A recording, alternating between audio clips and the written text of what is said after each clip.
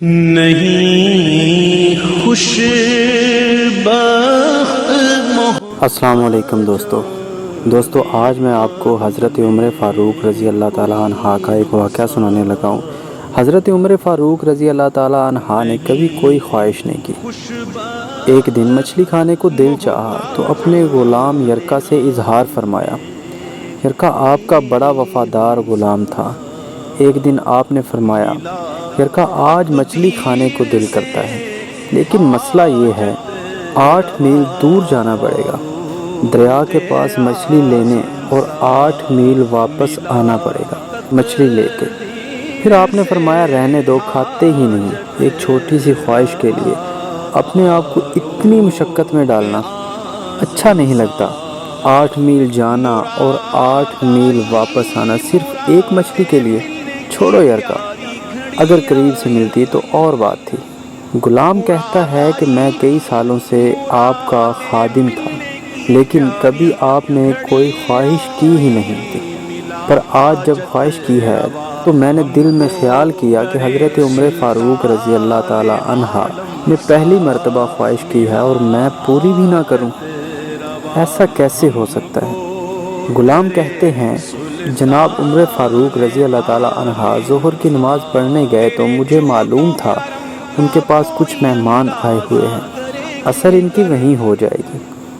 غلام کہتا ہے کہ میں نے حضرت عمر فاروق رضی اللہ تعالی عنہ کے پیچھے نماز پڑھی اور 2 رکعت سنت نماز پڑھ کر میں گھوڑے پر بیٹھا، عربی نسل کا گھوڑا تھا، دوڑا کر میں دریا پر پہنچ گیا۔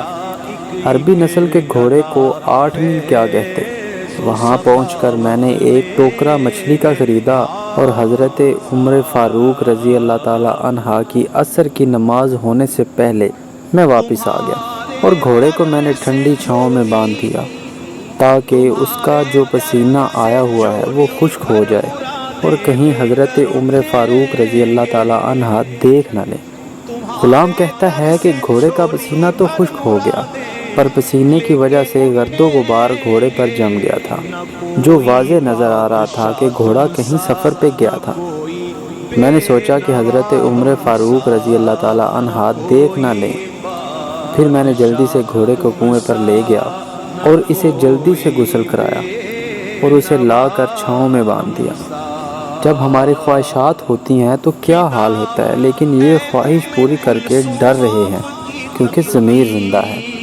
فرماتے ہیں، جب عصر کی نماز پڑھ کر حضرت عمر فاروق رضی اللہ تعالی عنہ آئے، میں نے بھی نماز ان کے پیچھے پڑھی تھی۔ گھر آئے تو میں نے کہا، حضور والا، میں نے اپنی خواہش پوری کر دی ہے، مچھلی کا بندوبست ہو گیا ہے اور بس تھوڑی دیر میں مچھلی پکا کے پیش کرتا ہوں۔ کہتا ہے، میں نے یہ لفظ کہے تو جناب عمر فاروق رضی اللہ تعالی عنہ اٹھے اور گھوڑے کے پاس چلے گئے، گھوڑے کی پشت پر ہاتھ پھیرا، اس کی ٹانگوں پہ ہاتھ پھیرا اور پھر اس کے کانوں کے پاس گئے اور گھوڑے کا پھر ایک کان اٹھایا اور کہنے لگے، یرکا، تو نے سارا گھوڑا تو دھو دیا، لیکن کانوں کے پیچھے سے پسینہ صاف کرنا تجھے یاد ہی نہیں رہا اور یہاں تو پانی ڈالنا بھول گیا۔